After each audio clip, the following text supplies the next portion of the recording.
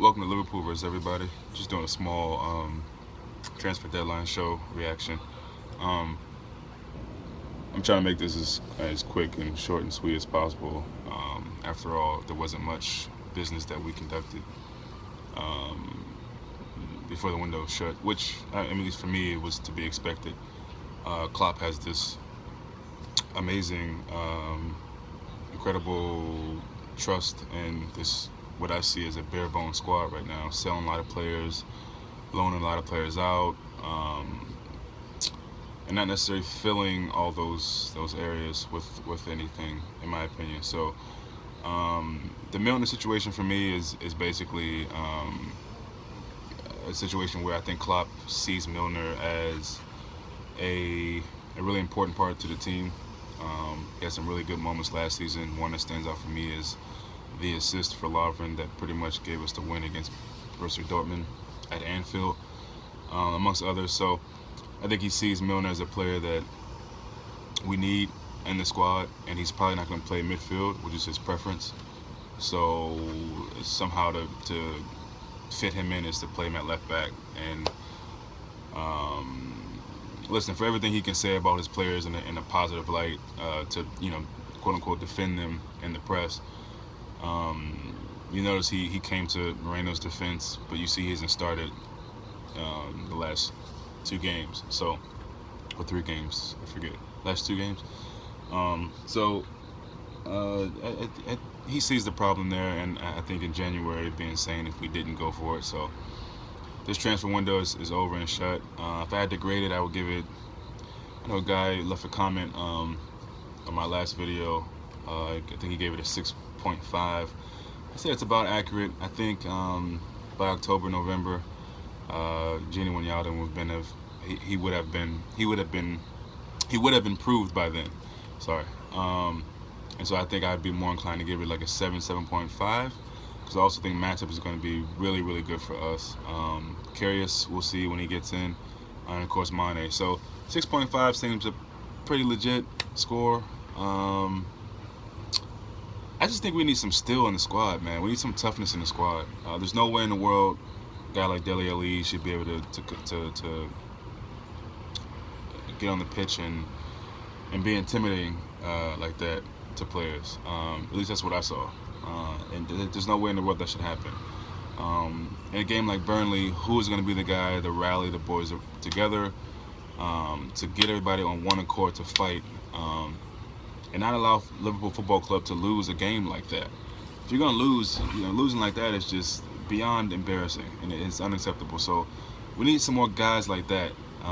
Some of that presence in the team. I don't see enough of that right now. It's a lot depending on Mane. So yeah, transfers. I knew we weren't going to go into to get anybody before it closed.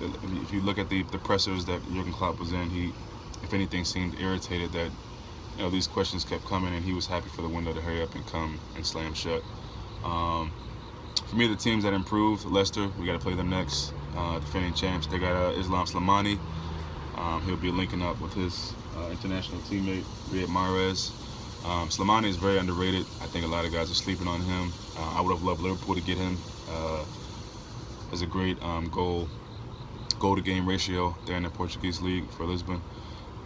So that's a good grab for them, I think. And being able to have him, Musa, Vardy, and Okazaki, I think is a really, really, really, really good striking force they have. And it's a nice backup for any injuries that might come if they want to experiment with the 2 up top or whatever the case may be. They got an underrated defense, tough midfield, even though they lost, to me, their best player last season, Conte, who I think it will be the signing of the year next to Sadio Mane. But yeah, Leicester's definitely tightened up. I'll get to them in a second on our match against them. But Chelsea, I think, got better over the season. I don't really understand the David Luiz signing, but Man U did their business way before the transfer window shut, as Mourinho usually does, which is great. City, same. City's got a lot of guys we haven't seen play yet. Gundogan, Sane. So Tottenham is going to be really stout. They got Moussa Sissoko, so that's going to make them even better. And then when Dembele comes back, they're going to be a tough bunch, man.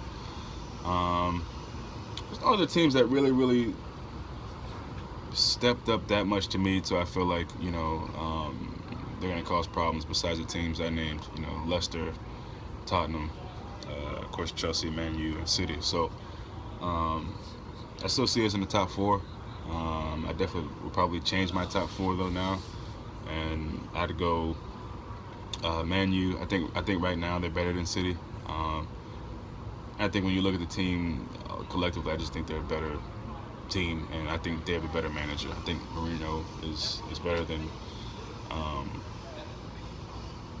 better than the City manager Guardiola, in my opinion. Um, he's won more in different countries all over Europe. Um, so I think it'd be Man U, City, Chelsea, and Liverpool. Those are my top four. I think I had West Ham in there at some point before the season started, which I think they still could have a good season, but they're going to struggle a lot, I believe. So yeah, back to Leicester. Um, that's going to be a tough match. They're going to offer a lot going forward, a lot of pace. We already know what they can do defensively, especially the center backs. But their whole line back there, I think, is going to be really good. They're just a good all-around team. I think they're going to be good again this year. Getting top four, win the league might be out of the question, but I think they're going to be in and around, that top 6 to 8, teams, which would be a good, second season for them. I don't think many people expected them to do that well this year. I think people again have them relegated. So we got to limit Vardy's pace, of course, over the top. I think Matip's going to help with our defense going forward a lot. I think we're going to see a lot of improvement just with him in there. Yeah, limit Vardy's pace. Try to keep Mahrez neutralized a bit. I mean, he's gonna do what he does. We split last year with them, won the first game, Boxing Day, I think it was, and then we lost the second match. And they flexed on us that second game. I think Vardy had some crazy goal from distance, caught Mignolet off the line. So I just want to see us be physical though at the end of the day, especially with their star player. I want to see us be physical with them in the challenge. No soft tackles. It was beautiful to see us bounce back Tottenham as far as that's concerned. That Burnley game, I don't know what that was about. I mean, it was almost like we forgot how to tackle. So I was happy to see that. So yeah, I'm trying to accept the no movement from us before the window closed. We don't got to be happy with it, but we've got to accept it and just move on. This is our manager for the foreseeable future, and we don't have to agree with everything he does, but these are the decisions he's making, and we got to hope that it's for the best. It might not look like it makes sense now, and I know it's frustrating we didn't get certain positions filled, but let's just jump on board, support the team, and try to have a bit of try to have some optimism going forward in the season, no matter what. I think as long as we play and fight hard like we did in Tottenham match, then we'll be okay. The inconsistency is an obvious issue. If we can clear that up, I think we're going to be good this year. I have a feeling we're going to have some really, really high highs, really, really great football, really, really great games, and I have some really, really low lows. And I just hope that there's more highs than lows. So if there's anything to talk about between now and the Leicester match, I'll be back to talk about that. But until then, enjoy your weekend. See you soon.